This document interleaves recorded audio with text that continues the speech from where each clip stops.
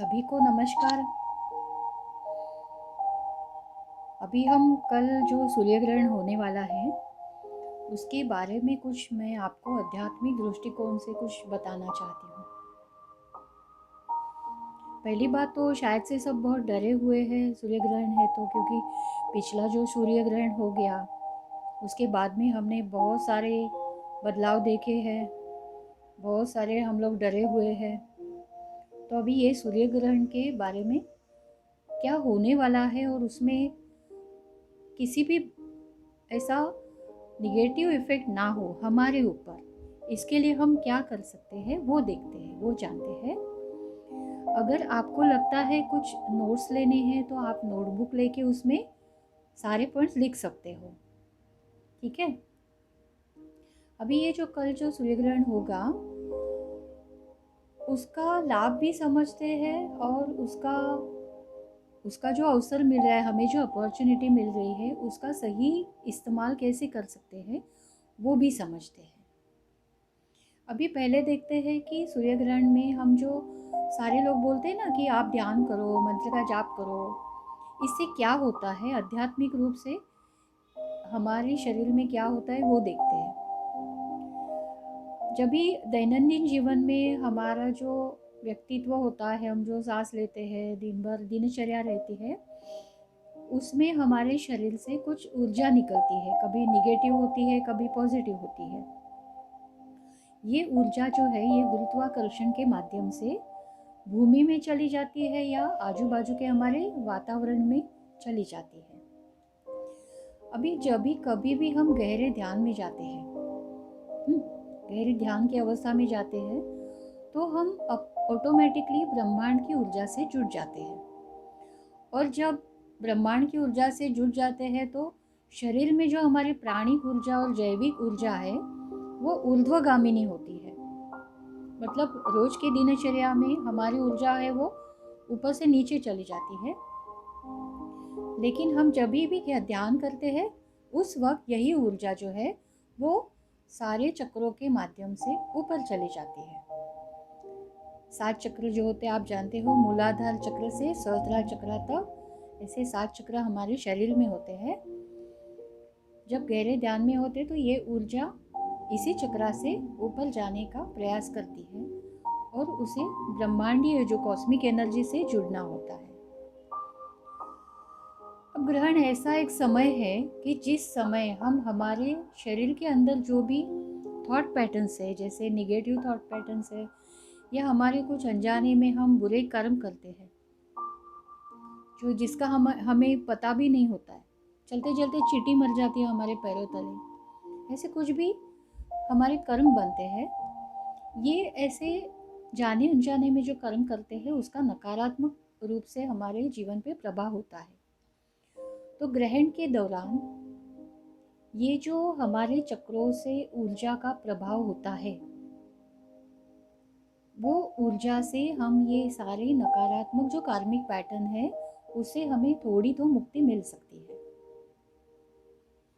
इसलिए ये ध्यान और ये उपाय करके सकारात्मक परिणाम पा सकते हैं। ये हो गया ध्यान और जप का कारण। आपको ये समझना है कि आपको ध्यान करना है, मेडिटेशन करना है। बैठ के अपनी रीढ़ की हड्डी सीधी रख के आपको मेडिटेशन करना है, अपनी श्वास की गति पे ध्यान देना है। और ध्यान के वक्त वातावरण इतना सूक्ष्म होता है, वाइब्रेशंस इतनी तीव्र होती है कि आपको पता भी नहीं चलेगा और आपके शरीर में जो भी निगेटिव पैटर्न्स है वो सारे धीरे धीरे खत्म हो जाएंगे।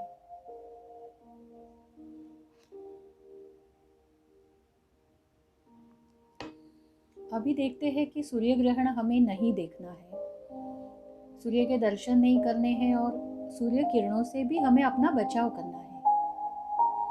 अभी इसका आध्यात्मिक कारण क्या है? इसका आध्यात्मिक कारण शायद आपको किसी ने बताया भी नहीं होगा और शायद आपने कहीं पढ़ा भी नहीं होगा।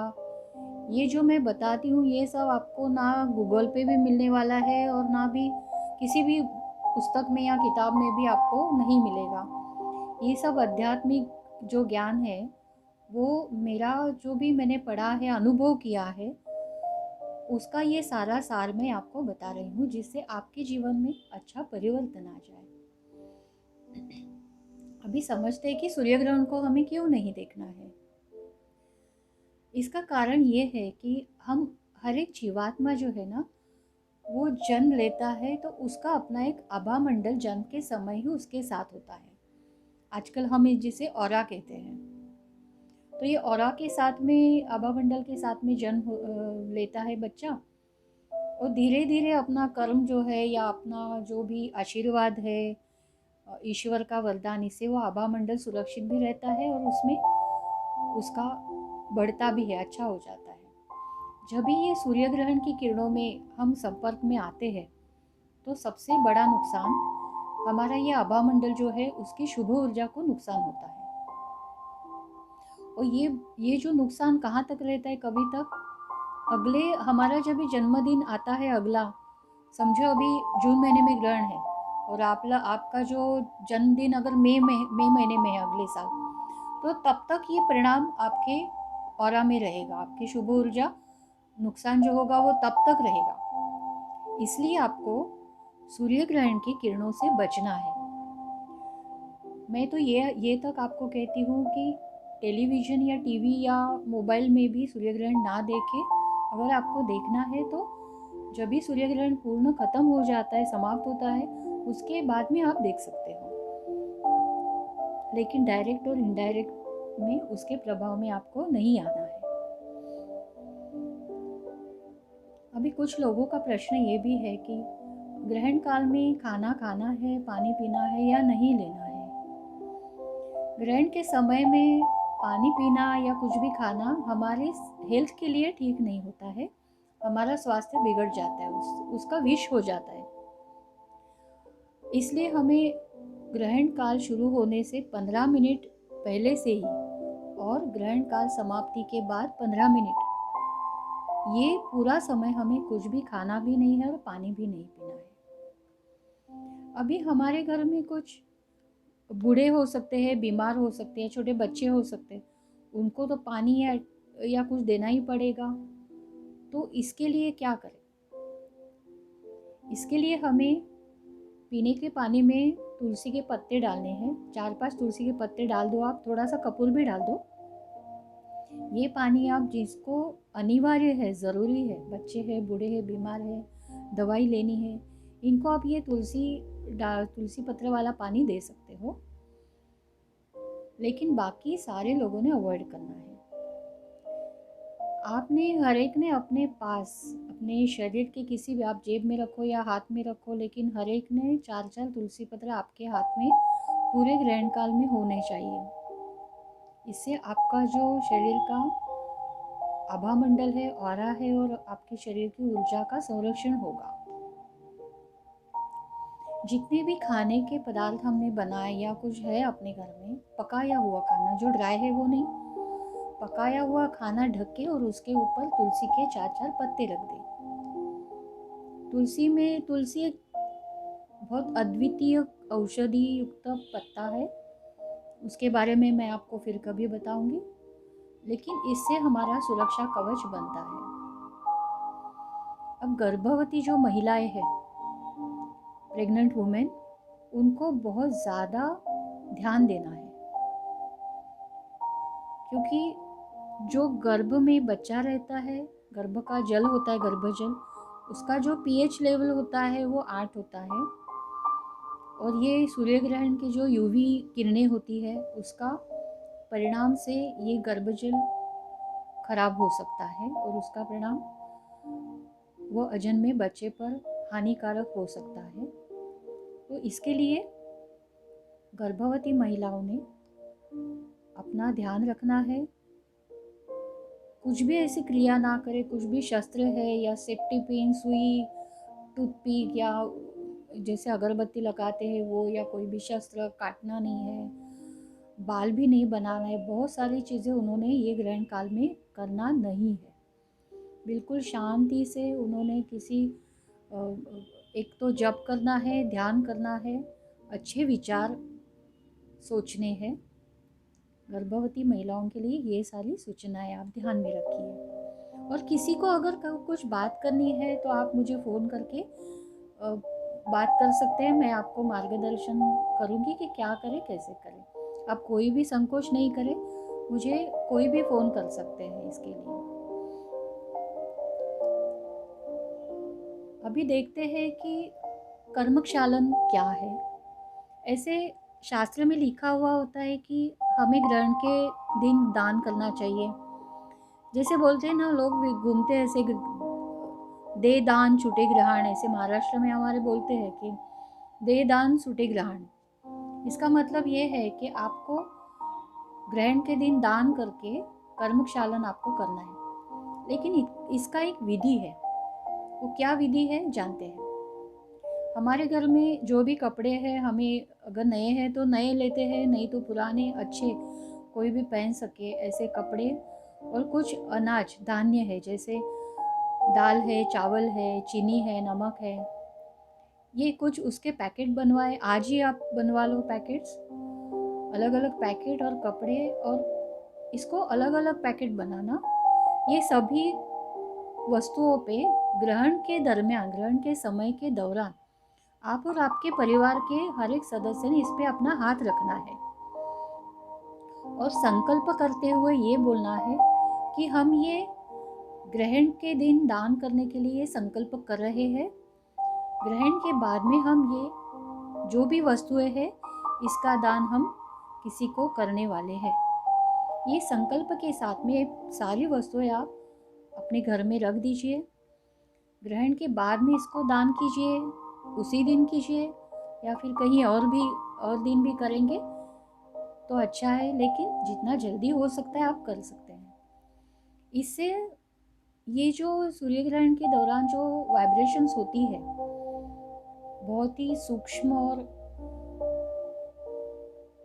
बहुत अच्छी वाइब्रेशंस होती है, जिसमें दान करना एक बहुत ही पुण्य का काम होता है, जिससे हमारा कर्मक्षालन होता है और जो भी जाने अनजाने में हमसे दुष्कर्म होते हैं, ऐसे बुरे कर्मों की सफाई हो जाती है इससे। तो ये भी आप ध्यान रखना। मैं जानती हूँ कि अभी हम सभी बहुत ही कठिन समय से गुजर रहे हैं और हमारी सबसे बड़ी चिंता आज हमारा स्वास्थ्य है। ये सब जो आजू बाजू में हो रहा है, इसमें हमें खुद को सुरक्षित भी रखना है, हमारी फैमिली का भी ख्याल रखना है, और हमारे फैमिली के लिए जो भी है, किसी को कामकाज करना है, किसी को सब्जी लाना है, किसी को कुछ ना कुछ, हर एक को बाहर जाना भी पड़ता है। तो हमारे स्वास्थ्य या हेल्थ के संरक्षण के लिए हमें कुछ ना कुछ कवच चाहिए। अभी ये कवच हम ये ग्रहण के दौरान तैयार कर सकते हैं, इसके बारे में अभी बात करते हैं। जब ये समुद्र मंथन हुआ था, तब समुद्र मंथन के समय धन्वंतरी देवता, कुबेर देवता और महालक्ष्मी माता समुद्र से बाहर निकले थे। अभी समुद्र मंथन के समय धन्वंतरी देवता औषधि कलश के साथ में समुद्र से बाहर आए हैं। ये धन्वंतरी देवता, जिसका दिवाली में भी हम धन्वंतरी के लिए हवन भी करते हैं, दिवाली का दूसरा दिन इसकी पूजा होती है। ये धन्वंतरी देवता हमारे स्वास्थ्य को कवच देने वाली देवता है। तो ये धन्वंतरी देवता का मंत्र हमें ये ग्रहण के दौरान 108 बार ये मंत्र का मानसिक जाप करना है। धन्वंतरी देवता विष्णु स्वरूप है और ये देवता हमें उत्तम आरोग्य का वरदान देता है। हमें 108 बार मानसिक जप करना है और जप करने के तुरंत बाद हमें गहरे ध्यान में जाना है। अभी गहरे ध्यान में जाने के लिए आपको क्या करना है, जितना हो सकता है आप रीढ़ की हड्डी सीधी करके बैठिए। जिसको भी पॉसिबल है आप चेयर पे बैठ सकते हो, वो ज़्यादा अच्छा है, ताकि पैरों में नमी नहीं आए। हम मराठी में बोलते ना, मुंग्या येतात पायाला, ऐसे नमी पैर नाम ना हो, इसलिए आप कुर्सी पे बैठो या बेड पे बैठो। ऐसा कुछ नहीं कि भगवान के सामने या किसी ऐसी जगह पे जाना है, आप बेड पे भी बैठ के ध्यान में जा सकते हैं। आपको सिर्फ रीढ़ की हड्डी सीधी करनी है, तो आपके मूलाधार चक्र से ऊर्जा निकल के सहस्त्रार तक जाने की कोशिश करेगी। ध्यान के दौरान आपको अपने श्वास पे ध्यान देना है, अपनी श्वास की गति पे ध्यान देना है। श्वास कैसे जा रही है, आ रही है, इस पे। और श्वास लेते हैं और छोड़ते हैं, उसके बीच में एक गैप होता है जिसको हम संधि काल भी बोलते हैं। आनापान सती ध्यान किसी को पता होगा, वही क्रिया हमें करनी है। अभी ये ध्यान करते समय शायद अपने मन में विचार आ सकते हैं, बहुत सारे विचार आते जाते रहते हैं। जो भी हम ये ग्रहण काल में सोचते हैं, आप ये बात ध्यान से सुनिए। हम ये हम आपके लिए है। आप ग्रहण के दौरान जो भी सोचते हैं, जो भी विचार मन में करते हैं, वो सारा घटने की शक्यता बहुत ज़्यादा होती है। There are all possibilities to manifest whatever you think during this eclipse time, because the vibrations are so subtle that everything is absorbed by the cosmic energy around you. आपके आजू बाजू में जो भी वातावरण है, उसमें जो फ्रीक्वेंसी है, जो वाइब्रेशंस है, वो आपके जो भी मन में विचार आते हैं वो झट से पकड़ लेते हैं और उसका घटना स्वरूप में बदलाव होता है। इसलिए आपको ध्यान में रखना है कि अवेयरनेस में होना चाहिए आपको कि हम क्या सोच रहे हैं, हमारे मन में क्या विचार आ रहे हैं।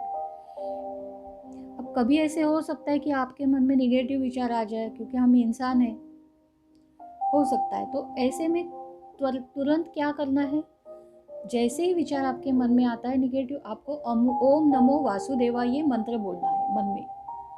अभी विचार आया, सपोज ये ग्रहण के बाद में फिर से मेरा हेल्थ का तो कुछ नहीं होगा, समझो ऐसे विचार आया, इमीडिएटली आपको ओम नमो वासुदेवाय बोलना है। उससे वो जो निगेटिव विचार का परिणाम है वो नष्ट हो जाएगा, नील हो जाएगा। तो ये बहुत ही महत्वपूर्ण है, आप इसका कृपया ध्यान रखिए,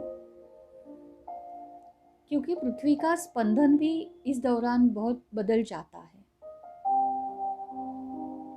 ये धन्वंतरी मंत्र आपकी अच्छी ऊर्जाओं का भी रक्षण करता है। ग्रहण के दौरान आप जो भी मंत्र बोलते हो वो सिद्ध होता है। आपने सुना होगा जो तंत्र मंत्र वाले लोग हैं, वो ग्रहण के दौरान कहीं स्मशान में जाते हैं, कहीं और जाते हैं और वो तांत्रिक अपनी उपासना करते हैं। वो क्या करते हैं एग्जैक्टली, वो उनके सारे ऐसे नकारात्मक शक्ति के मंत्र सिद्ध करते हैं।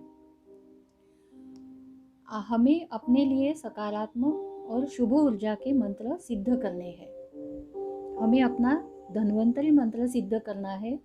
कभी भी हमारे शरीर में नकारात्मक कुछ ऊर्जा का बहाव होता है, कभी एलर्जी होती है, कभी बीमार पड़ते हैं, तो ये मंत्र हमें बोलना है जो हमें कॉस्मिक कवच प्रदान करेगा।